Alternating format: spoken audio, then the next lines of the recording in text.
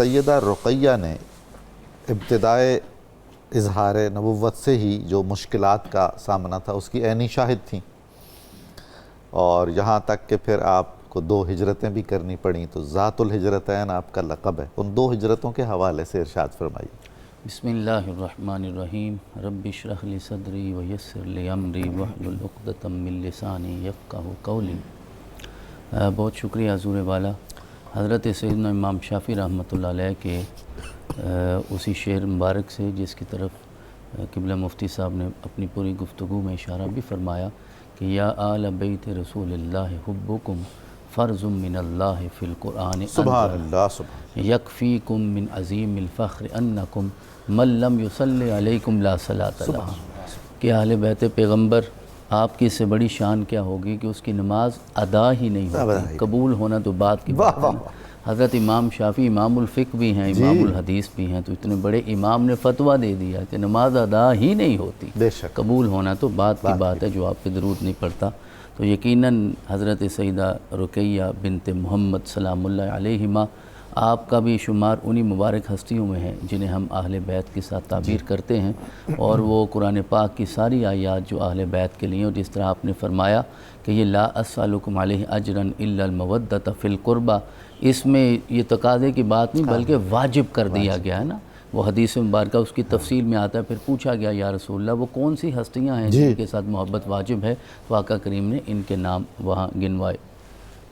میں یہ بھی عرض کرنا چاہوں گا کہ نبی پاک صلی اللہ علیہ وسلم نے، جو آپ نے اپنے انٹرو میں اشارہ فرمایا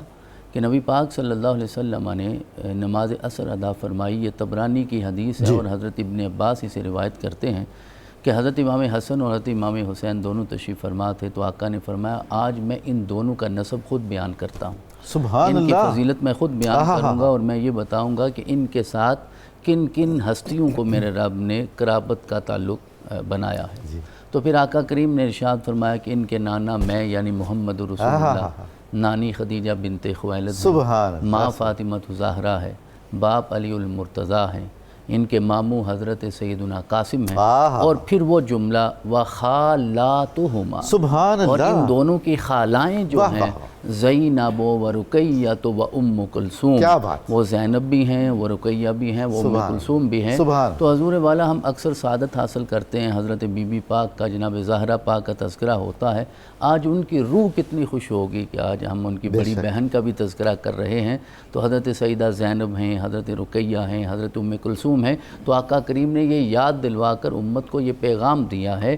کہ اللہ رب العزت نے ان کے لیے یہ نسبی نسبت بھی رکھی ہے کہ حضرت سیدہ زینب بھی، رقیہ بھی، ام کلثوم بھی، اور آخر میں آقا نے ارشاد فرمایا کہ ان کے سارے رشتہ دار بھی جنت میں ہیں، یہ دونوں بھی ہیں، اور جو ان سے محبت کریں گے اللہ انہیں جنت عطا فرمائے گا۔ تو ان ہستیوں کا تذکرہ کرنا ہمارے لیے یہ تو جنت کی ضمانت ہے۔ بے شک۔ اور جو آپ نے سوال ارشاد فرمایا ابھی ابتداً صرف اس لیے کہ آپ کو ذات الہجرتین کہا جاتا ہے، یہ ہجرتین جو ہے یہ تثنیہ کا صیغہ ہے، یعنی 2 ہجرتیں کرنے والی ذات۔ اللہ رب العزت نے آپ کو جہاں دیگر القابات، اوصاف، خصائل، فضائل عطا فرمائے، ان میں یہ بھی آپ کے لیے خاص ہو گیا کہ آپ کو ذات الہجرتین کہا جاتا ہے۔ آپ نے 2 ہجرتیں کی ہیں، ایک ہجرت حبشہ کی ہے اور دوسری ہجرت مدینہ کی ہے۔ ہم انشاءاللہ اگلے سوال میں ہجرت حبشہ اور ہجرت مدینہ میں تفصیل سے بات کریں گے، ابھی صرف ذات الہجرتین کی وضاحت مقصود ہے کہ 2 ہجرتیں آپ نے فرمائی۔ اور ہجرت کیا ہوتی ہے؟ جس میں انسان اپنا گھر چھوڑتا ہے، اپنا مال چھوڑتا ہے، اور یہ آسان، یہ وہی جانتا ہے جس نے ہجرت کی ہے،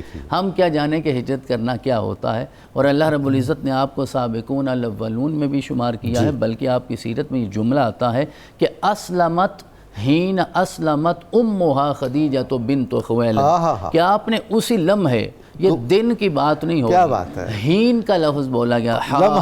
یعنی اسی لمحے جس لمحے حضرت سیدہ خدیجہ بنت خویلد نے اسلام کا اعلان فرمایا، ان ہستیوں نے اعلان کرنا ہوتا ہے، تو اسی لمحے حضرت سیدہ رقیہ بنت محمد صلی اللہ علیہ وسلم آپ نے بھی اعلان فرما دیا، اور آپ اسی لمحے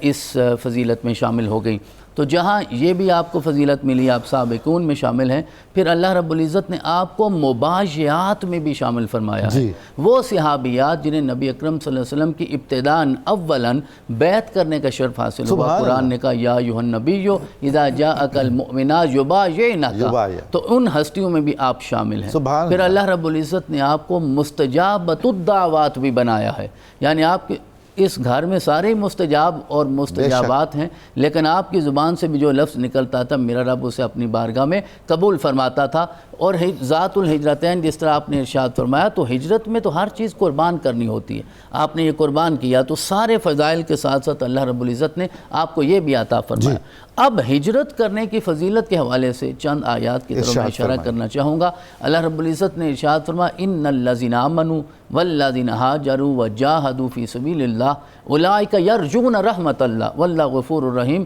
کہ بے شک وہ لوگ جو ہجرت کرتے ہیں، جہاد کرتے ہیں، اللہ تعالیٰ انہیں اپنی رحمت عطا فرماتا ہے، مغفرت عطا فرماتا ہے، اپنی جناب سے رحم کی فضیلت بھی عطا فرماتا ہے۔ فالذین ہاجروا وَأُخْرِجُوا مِن دِيَارِهِمْ وَأُوذُوا فِي سَبِيلِي وَقَاتَلُوا وَقُتِلُوا لَأُكَفِّرَنَّ عَنْهُمْ سَيِّئَاتِهِمْ وَلَأُدْخِلَنَّهُمْ جَنَّاتٍ تَجْرِي مِن تَحْتِهَا الْأَنْهَارُ ثوابا من عند اللہ واللہ عندہ حسن ثواب۔ کہا کہ جو لوگ ان مصائب کو برداشت کرتے ہیں، گھروں سے نکالے جاتے ہیں، شہید ہوتے ہیں اور اللہ کی راہ میں دشمنوں کو مارتے ہیں، تو پھر ان کا اجر اللہ ہی عطا فرمائے گا، انہیں حسن ثواب کتنا نصیب ہوگا انسان اس کا اندازہ بھی نہیں کر سکتا۔ تو جس طرح آپ نے بھی ارشاد فرمایا کہ بعثت کا 5واں سال تھا، مصائب اتنے بڑھتے جا رہے تھے، تکالیف ہو رہی تھیں، تو اللہ کے حکم سے نبی پاک صلی اللہ علیہ وسلم نے اجازت فرمائی اور پہلی ہجرت ہوئی جسے ہجرت حبشہ کہا جاتا ہے، پھر بعد میں ہجرت مدینہ ہوئی۔ تو میں آخر میں یہ عرض کرنا چاہوں گا کہ دیکھیے حضرت سیدہ رقیہ نے ہمیں یہ پیغام دیا ہے کہ ایمان صرف قول کا نام نہیں ہے،